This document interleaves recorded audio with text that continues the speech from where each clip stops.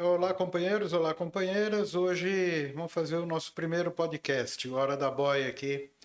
E vamos estar conversando hoje com o Diese, o companheiro Fernando, que é um dos assessores lá do Diese, economista, trabalhou bastante no ramo metalúrgico. Então vamos fazer um bate-papo com ele para a gente saber como é que vai ficar a economia nesse ano aqui, 2025. Tem muita coisa nova, tem muita coisa acontecendo. Não acabou agora janeiro, né? Estamos no É comecinho de verdade. fevereiro e já aconteceu um monte de coisa, né, Fernando? Não, é E verdade. aconteceu. Assim, em primeiro lugar, gostaria de agradecer o convite, uma honra estar participando dessa primeira gravação no sindicato que eu tenho tanto apreço, né? Esse início de ano começou extremamente mais animado do que de costume, mas não é um animado positivo, né? Infelizmente, a gente começa um ano com muitas forças querendo jogar tudo que está sendo construído na economia para baixo. Então, a gente tem que ficar bem alerta, tem muita coisa realmente acontecendo. E não só no Brasil, né? Está acontecendo coisa no mundo aí, né? É, A eleição do Trump está mexendo bastante com a economia. A gente está sim. vendo coisas aí que. O que é interessante na perspectiva da análise, né?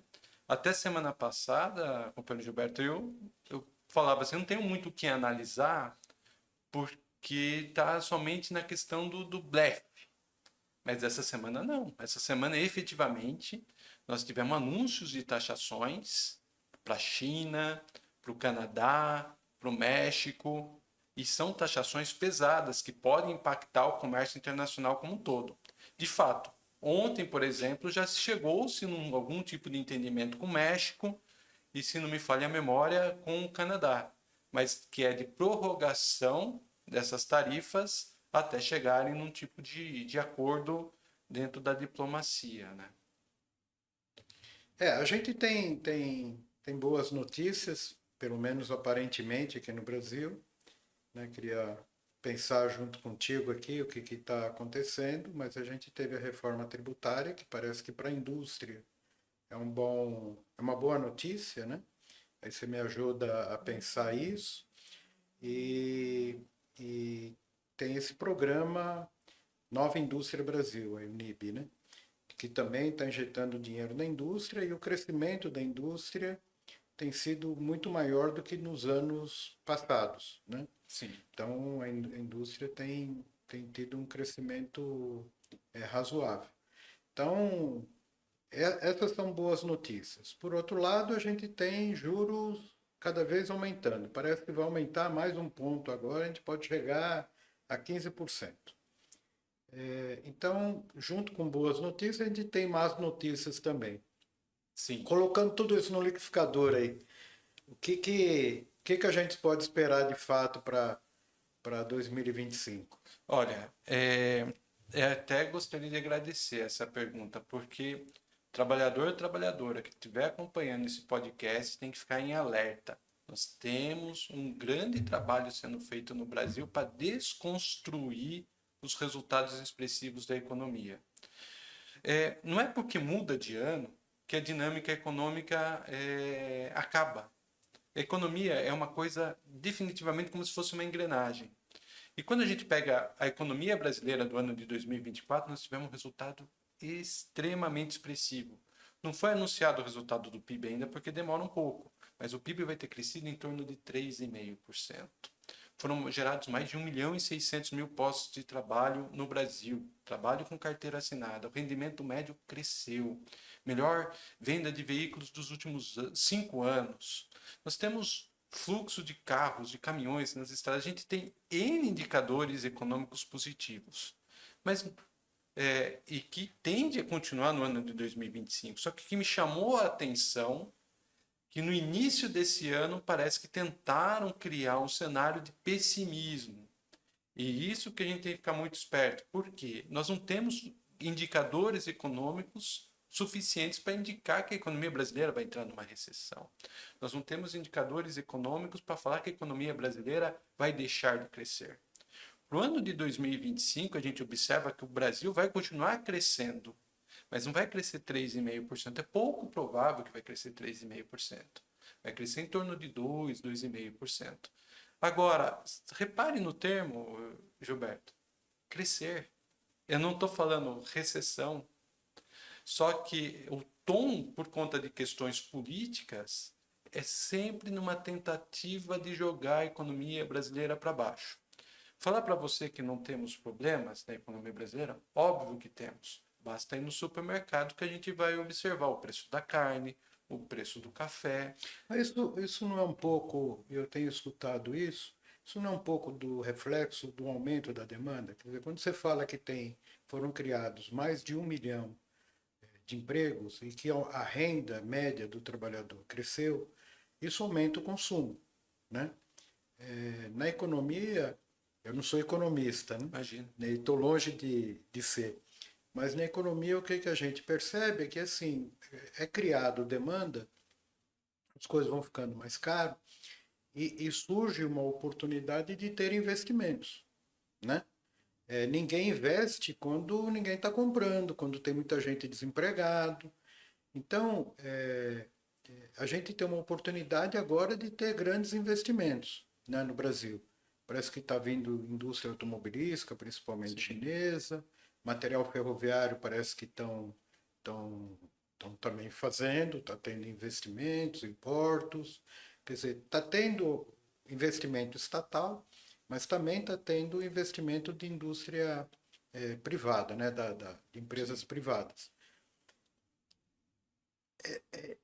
Esse aumento de preço, que não é exorbitante, eu sou da década de 80 do movimento sindical, quer dizer, eu entrei no sindicato em 90, mas eu atuava já como militante na década de 80, e a gente pedia aumento salarial por semana. Porque quando você ia no mercado, já tinha. Você trabalhar do dia 1 até o dia 30 para receber na época no dia 10, o teu poder de compra tinha caído pela metade. A inflação era de 40%, 50% ao mês. Nós chegamos a ter uma inflação de 89% no mês, né? Hoje se fala em inflação de 4%, 5% ao ano, né? Quer dizer, não é um exagero falar que a inflação está muito alta quando você tem uma inflação por uma demanda que é boa, porque isso gera investimento. Então, nesse caso específico, eu tenho muito pouco a complementar do que você falou. Eu concordo com a tua análise. Definitivamente, com o aumento da população com carteira de trabalho, aumento de rendimento, as pessoas estarão mais dispostas a pagar certos preços. Mas no caso da carne e do café, tem outros fenômenos, que são principalmente fenômenos climáticos e próprios fenômenos mercadológicos, né? Por exemplo, o café é curioso. O chinês aprendeu a tomar café. Ele não sabia, não era uma cultura. Logo, a demanda por café aumentou. E não é só isso. A quantidade da cultura à disposição, das plantações de café diminuiu no mundo por causa das mudanças climáticas. Então tem menos café disponível e definitivamente tem mais pessoas no mundo dispostas a comprar. Nós não temos nenhuma regra no Brasil e é difícil defender esse tipo de regra no mundo que a gente vive que proíba a exportação de café. O preço do café é um preço global. Então, a tendência colocada é que continue o preço do café alto. Já a carne, nós tivemos um problema de pastagem, seca, daí precisa colocar um pouco mais de ração para dar o tratamento no gado. Aquele problema no Rio Grande do Sul. O problema também contribui. Só que quando a gente olha o indicador da inflação, ele está em torno de 4,5%, 5%. A expectativa é que fique em torno de 5% esse ano. Só que o remédio que o Banco Central está dando, né, que é um remédio muito amargo, que é o aumento da taxa de juros. Quando a gente aumenta a taxa de juros, dá uma dose injetável que vai fazer efeito não é de imediato, é daqui 4, 5, 6 meses, que é desestimular o consumo, não só das pessoas físicas, mas principalmente das pessoas jurídicas. É desaquecer a economia. Se errar essa dose desse medicamento, desse instrumento econômico, assim vamos falar, você começa a gerar desemprego, você desaquece a economia Então, todo esse ciclo virtuoso que a gente vai observando, a gente começa a observar o sentido inverso por causa de uma dosagem errada. Eu sou crítico a esse valor da taxa de juros e a essa sinalização de aumento, né? Eu respeito a tecnicidade, né? Os tecnocratas, mas a partir do momento que o Banco Central tornou-se independente, ou seja, ele tem autonomia para fazer o que bem entende, os compromissos maiores do Brasil ficam em segundo plano, porque o compromisso maior do Banco Central é manter o preço, os índices inflacionários dentro da meta. Quem estabelece a meta é basicamente o Banco Central, que diminui a meta para 3% no centro e para 4,5%. Agora, você ficou no ano passado, você fechou em 4,77%. Por causa de um pouquinho desse que não ter batido a meta, você toma mais 1% da taxa Selic, que prejudica tudo, né? Então, a gente tem que observar isso. Para o ano de 2025, essa é uma tendência consolidada. É uma tendência de manutenção de taxas de juros altas, né? E o Banco Central já sinaliza isso. A gente tem que pressionar para que tenha uma reversão nesse cenário. Para a gente que é leigo, é assim. Dizem que o governo gasta mais do que arrecada. Então tem um problema fiscal. Sim. Por isso que tem que aumentar o juro. Mas só que quando aumenta o juro, o governo começa a gastar mais ainda, porque ele tem que pagar esses juros altos, né? Então, no orçamento do país, mais de 50% da arrecadação vai para pagamento de juros. É que quando aumenta a taxa de juros, aumenta o compromisso do governo em pagar a dívida pública que é atrelada a isso. Isso. Então ele vai deixar de gastar alguma coisa bacana para a população, né? Então, essas discussões que a gente tem de superávit fiscal, de déficit, né? Superávit é arrecadar mais do que gasta. Déficit é gastar mais do que arrecada, né? Importante quem está nos ouvindo prestar atenção nisso, porque essa é uma prática comum em vários países do mundo, mas a cobrança aqui é muito forte, né? Então você tem Japão, tem dívida pública maior, Estados Unidos muito maior, e não tem essa pressão que tem no Brasil de fiscalização, de cobrança exacerbada, né? Claro que se o governo gastar demais, vai ter um impacto inflacionário sim, né? Mas o bom senso nessa discussão tem que reinar. Eu percebo que por conta desse comportamento até do Congresso, o Congresso muito empoderado, o Congresso hoje em dia ele consegue ter orçamento para fazer a distribuição da maneira que bem entende. Isso faz com que o poder, de fato, do governo federal de fazer políticas públicas e o seu orçamento fique limitado. Diminua. Então, é complicada a situação que nós vivemos. E essa questão internacional?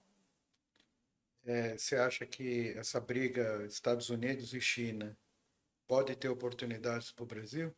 Porque eu vi com essas taxações, tem muita coisa que o Brasil exporta, né?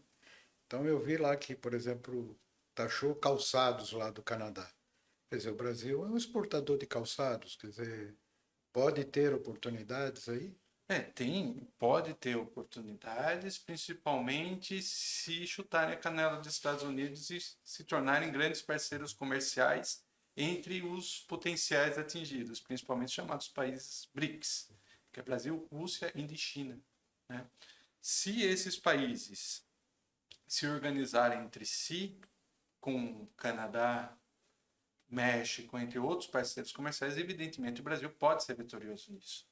Só que o Brasil vai para o radar, né? O Brasil está no radar dos Estados Unidos. O que a gente percebe nesse início é como se estivéssemos numa negociação e uma das partes está pressionando para a outra ceder, né? E os Estados Unidos, a gente não pode menosprezar o poder econômico deles. É um absurdo o poder econômico deles. A gente vê a China crescendo, mas a China ainda não são os Estados Unidos da América, né? Então, isso tem um peso nas negociações, né? Agora, a busca pelo meio termo tem que reinar. Busca de meio termo que nesse início de ano não está sendo executada. Então, isso é um pavor para o mundo dos negócios. O mundo dos negócios gosta de previsibilidade, gosta de olhar na frente, ver tudo bem transparente, nítido, né? Poder se planejar. Poder se planejar. Hoje a gente vive uma turbulência e por causa do presidente dos Estados Unidos e sua equipe que quer mexer nas estruturas. Agora, ele vai sofrer muita pressão interna também, porque no ponto de vista da discussão da imigração, que eu já acho um absurdo, vai sofrer uma pressão de custos, porque quem está lá tende a ter um salário melhor e vai ter escassez de mão de obra, então vai pressionar custos. E se você criar barreiras comerciais, ou você não vai consumir, ou você vai pagar mais caro. Então, tende a criar justamente pressão inflacionária. Então, os empresários americanos que estão nessas cadeias produtivas vão pressionar o Trump para que ele mude de ideia, né? Enfim, são medidas um tanto quanto radicais de um país que se diz liberal, contraditório. Porque para mim, como é que chama? Bugar, né? Deu um bug aqui na minha mente, porque a China defendendo o livre comércio, indo inclusive na Organização Mundial do Comércio, e os Estados Unidos, que são liberais, capitalistas e tal, fazendo exatamente o contrário, querendo fechar as fronteiras, fechar a economia, taxar, né, criar mais imposto, quer dizer, aí falei, o que que aconteceu, né? O mundo virou de ponta cabeça, né? Porque está exatamente o contrário. Lá atrás a gente via os liberais, né, os americanos, os ingleses, né, Margaret Thatcher, o Ronald Reagan, brigando para liberar tudo, né? E ter Quantas livre lutas contra a ALCA, comércio, né? Lembra da luta e contra a ALCA? a ALCA, né? É, Que era o livre comércio isso, da das América Américas. Latina, né? Das Américas.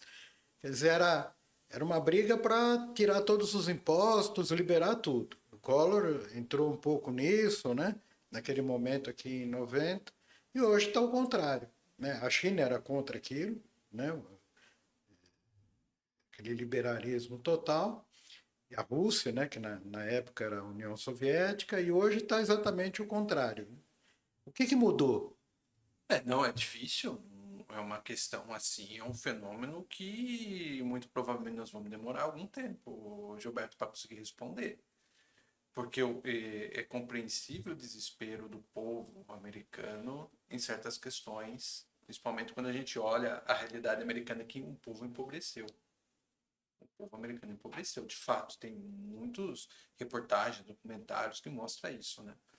Agora, o caminho achar, e o Trump fala isso a todo momento, que eles por si só dariam conta, é um equívoco.